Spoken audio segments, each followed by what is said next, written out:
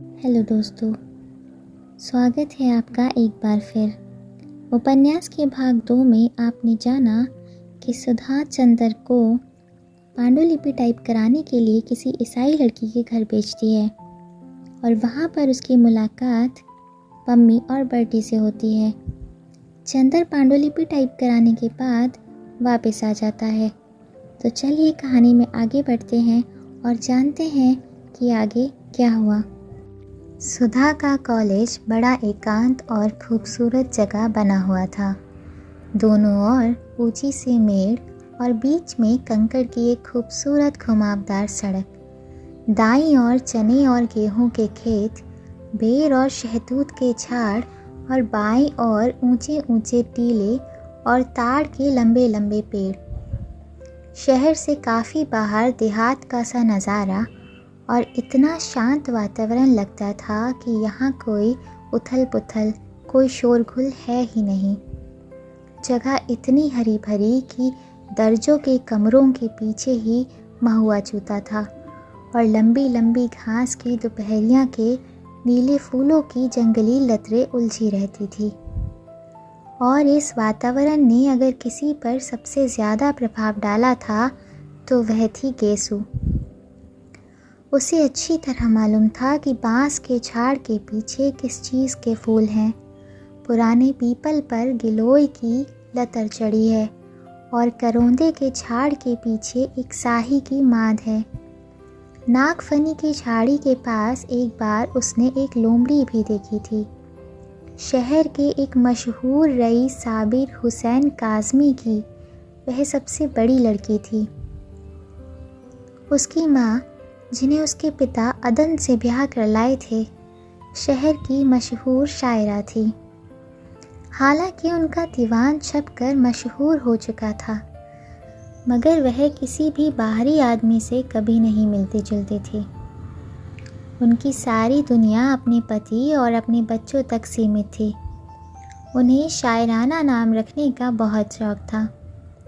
अपनी दोनों लड़कियों का नाम उन्होंने गेसु और फूल रखा था और अपनी छोटी बच्ची का नाम हसरत। हाँ, अपने पतिदेव साबिर साहब के हुक्के से बेहद चिढ़ती थी और उनका नाम उन्होंने रखा था आतिश फिज़ा। घास, फूल, लतर और शायरी का शौक़ गेसु ने अपनी माँ से विरासत में पाया था। किस्मत से उसका कॉलेज भी ऐसा मिला जिसमें दर्जों की खिड़कियों से आम की शाखें झांका करती थी। इसलिए हमेशा जब कभी मौका मिलता था, क्लास से भागकर गेसु घास पर लेटकर सपने देखने की आदी हो गई थी। क्लास के इस महाभिनिशीक्रमण और उसके बाद लतरों की छाह में जाकर ध्यान योग की साधना में उसकी एकमात्र साथिन थी सुधा। आम की घनी छाह में हरी हरी धूप में दोनों सिर के नीचे हाथ रखकर लेटी रहती और दुनिया भर की बातें करती। बातों में छोटी से छोटी और बड़ी से बड़ी किस तरह की बातें करती थी, ये वही समझ सकता है जिसने कभी दो अभिन्न सहेलियों की एकांत वार्ता सुनी हो। गालिब की शायरी से लेकर उनके छोटे भाई हसरत ने एक कुत्ते का पिल्ला पाला है, यह गेसु सुनाया करती थी। और शरद के उपन्यासों से लेकर यह कि उसकी मालिन ने गिलट का कड़ा बनवाया है, ये सुधा बताया करती थी।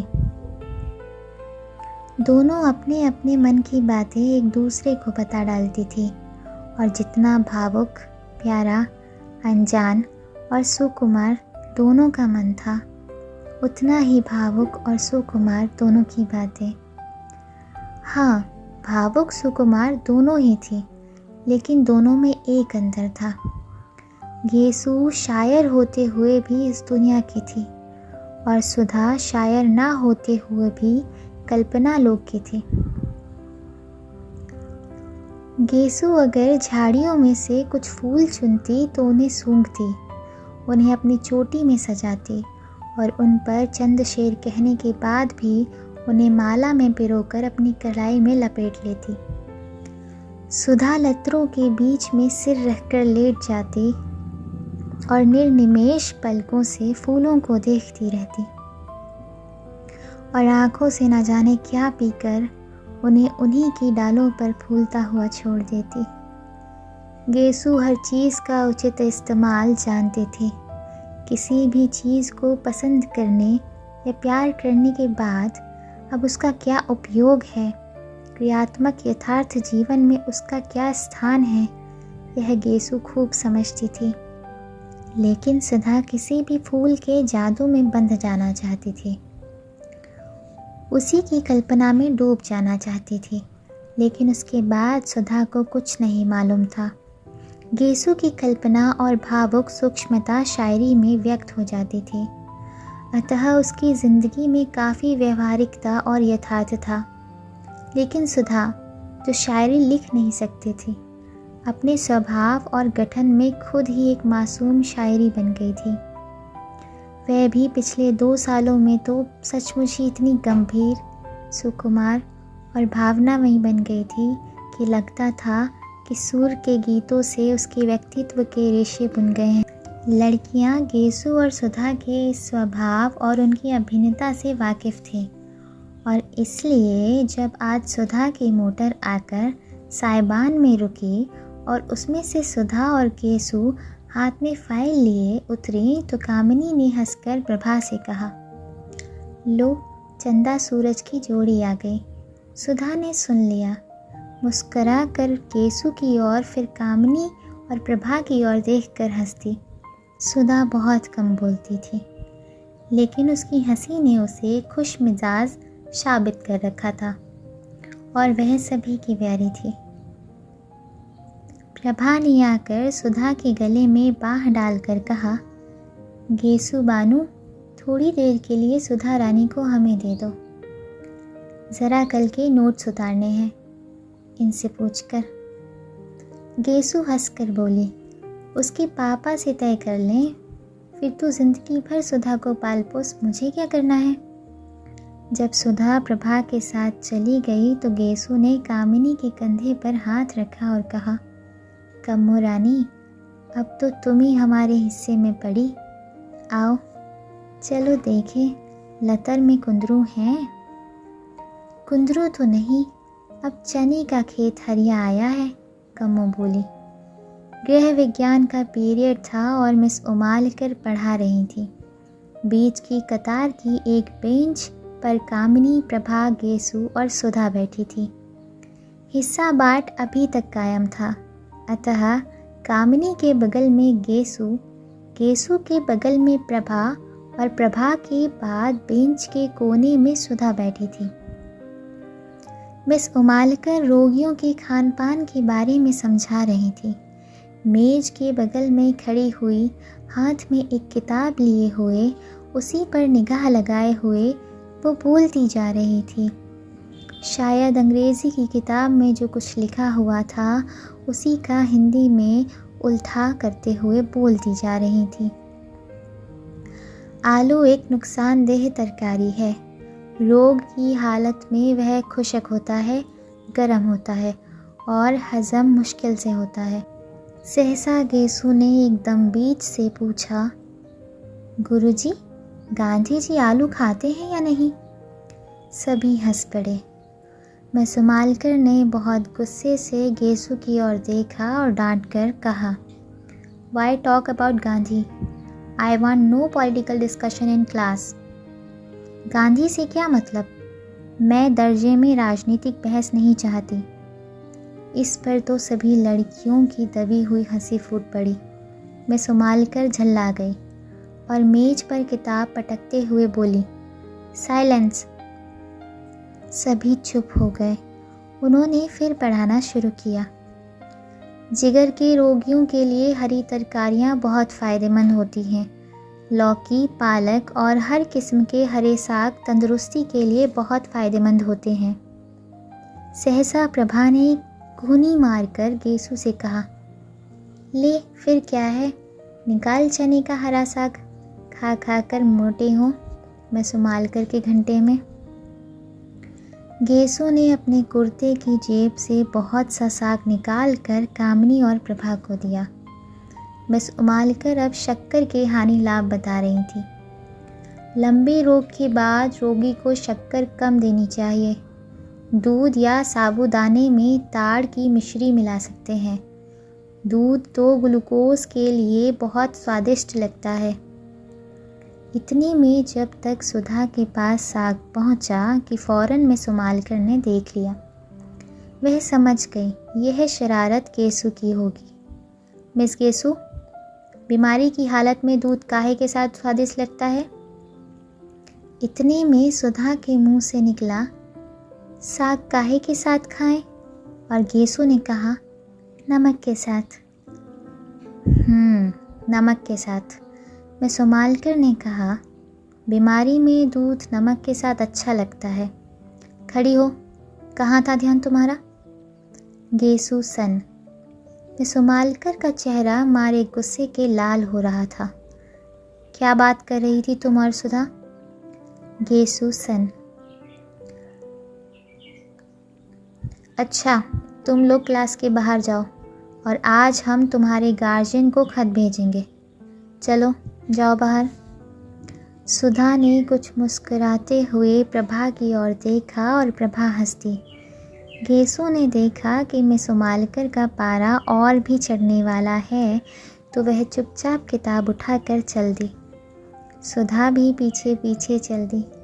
कामिनी ने कहा, खत वत भेजती रहना सुधा, और क्लास ठठाकर हंस पड़ी। मिस उमालकर गुस्से से नीली पड़ गई।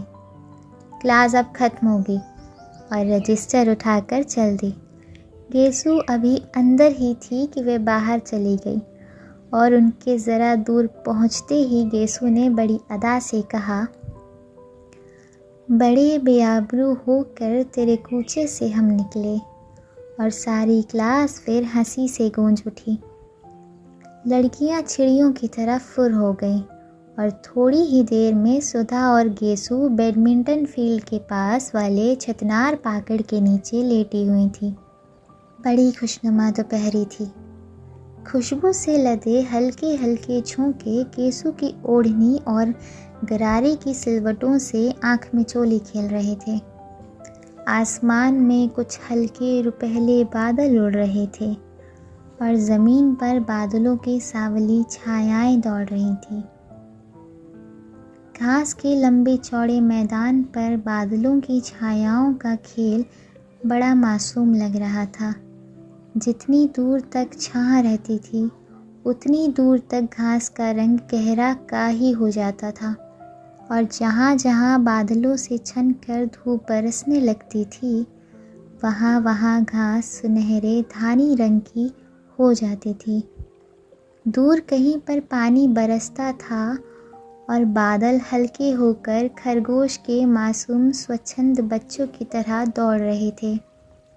सुधा आँखों पर फाइल की छाह किए हुए बादलों की ओर एकटक देख रही थी।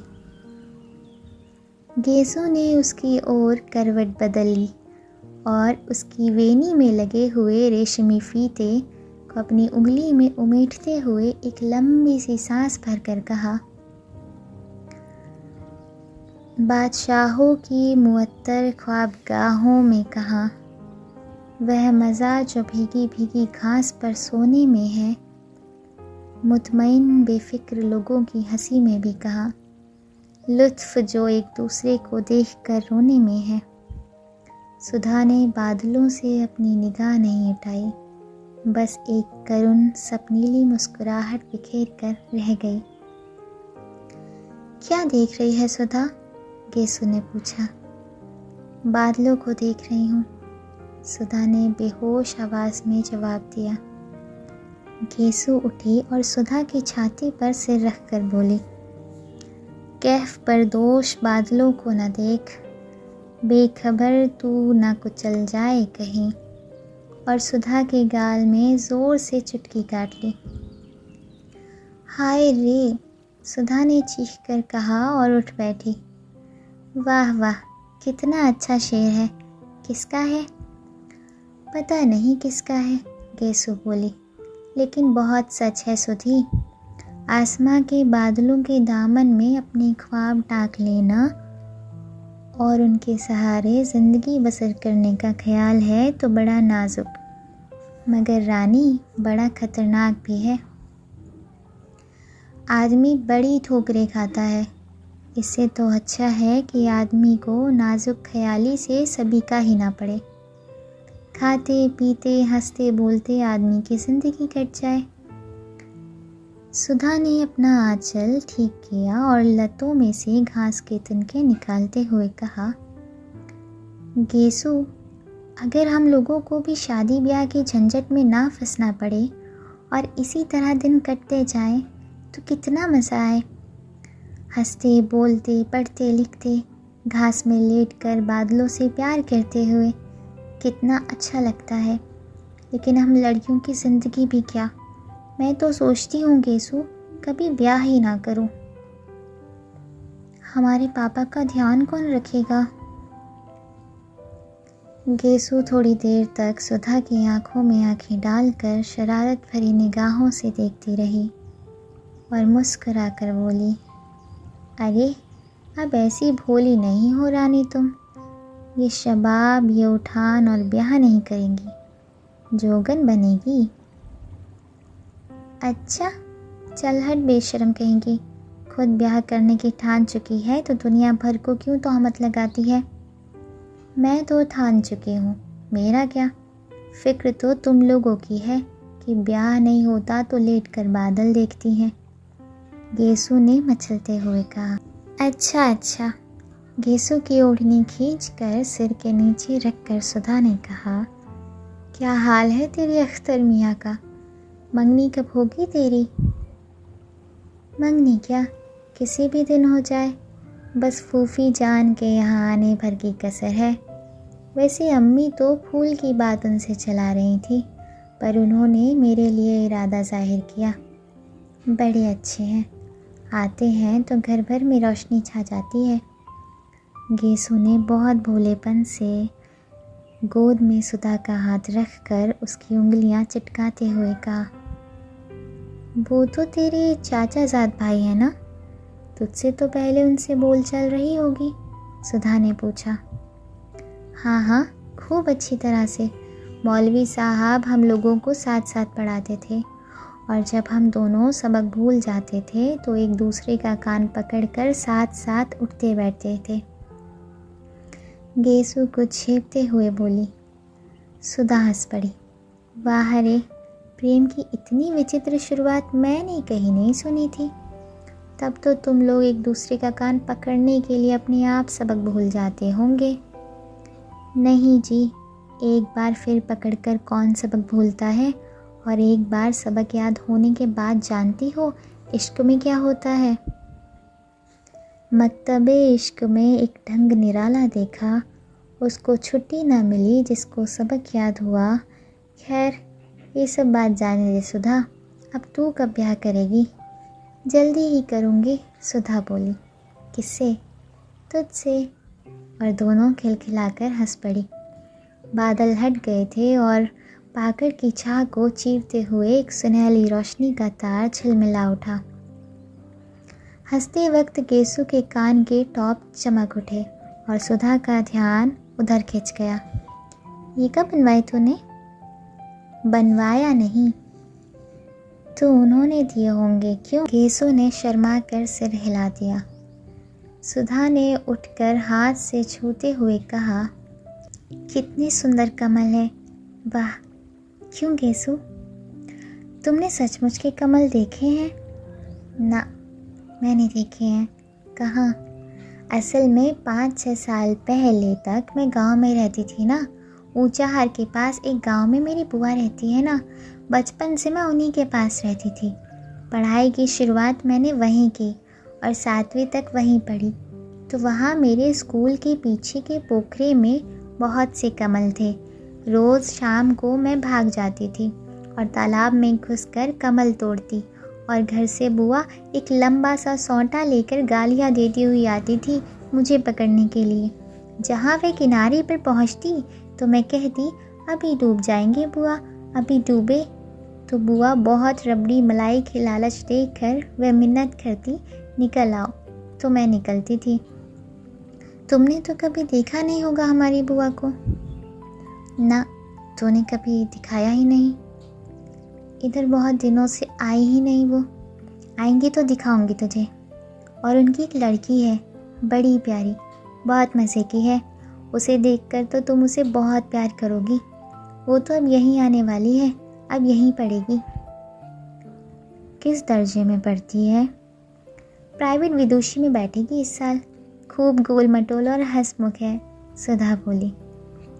इतने में घंटा बोला और गेसो ने सुधा के पैर के नीचे दबी हुई अपनी ओढ़नी खींची। अरे, अब आखिरी घंटे में जाकर क्या पढ़ोगी? हाजिरी कट ही गई। अब बैठो, यही बातचीत करें, आराम करें, सुधा ने अलसाए स्वर में कहा और खड़ी होकर एक मनमाती हुई अंगड़ाई ली। गेसो ने हाथ पकड़कर उसे बिठा लिया और बड़ी गंभीरता से कहा, देखो, ऐसी अरसोही अंगड़ाई ना लिया करो। इससे लोग समझ जाते हैं कि अब बचपन करवट बदल रहा है। धत, बेहद झेप कर और फाइल में मुँह छिपाकर सुधा बोली। लो, तुम मजाक समझती हो। एक शायर ने तुम्हारी अंगड़ाई के लिए कहा है, कौन ये ले रहा है अंगड़ाई, आसमानों को नींद नहीं आती। वाह, सुधा बोली। अच्छा गेसु, आज बहुत से शेर सुनाओ। सुनो। एक हृदय तिरगी है और ख्वाबे कायनात, डूबते जाते हैं तारे, भीगती जाती है रात। पहली लाइन के क्या मतलब है? सुधा ने पूछा। हृदय तिरगी के माने अंधेरे की चादर और ख्वाबे कायनात के माने जिंदगी का सपना। अब फिर से सुनो। एक हृदय तिरगी है और ख्वाबे कायनात, डूबते जाते हैं तारे, भीगती जाती है रात। वाह, कितना अच्छा है। अंधकार की चादर है, जीवन का स्वप्न है, तारे डूबते जाते हैं, रात भीगती जाती है। गेसु, उर्दू की शायरी बहुत अच्छी है। तो खुद उर्दू क्यों नहीं पढ़ लेती? गेसु ने कहा। चाहती तो बहुत ऊपर निभ नहीं पाता। किसी दिन शाम को आओ सुधा, तो अम्मी जान से तुझे शेर सुनवाए। ये ले, तेरी मोटर आ गई। सुधा उठी, अपनी फाइल उठाई। गेसु ने अपनी ओढ़नी झाड़ी और आगे चली। पास आकर उचककर उसने प्रिंसिपल का रूम देखा। वह खाली था। उसने दाई को खबर कर दी और मोटर पर बैठ गई। गेसु बाहर खड़ी थी। चल तू भी ना। नहीं, मैं गाड़ी पर चली जाऊंगी। अरे चलो, गाड़ी 4:30 बजे आएगी, अभी घंटा भर है। घर पर चाय पियेंगे, फिर मोटर पहुंचा देगी। जब तक पापा नहीं है तब तक जितना चाहे कार घिसो।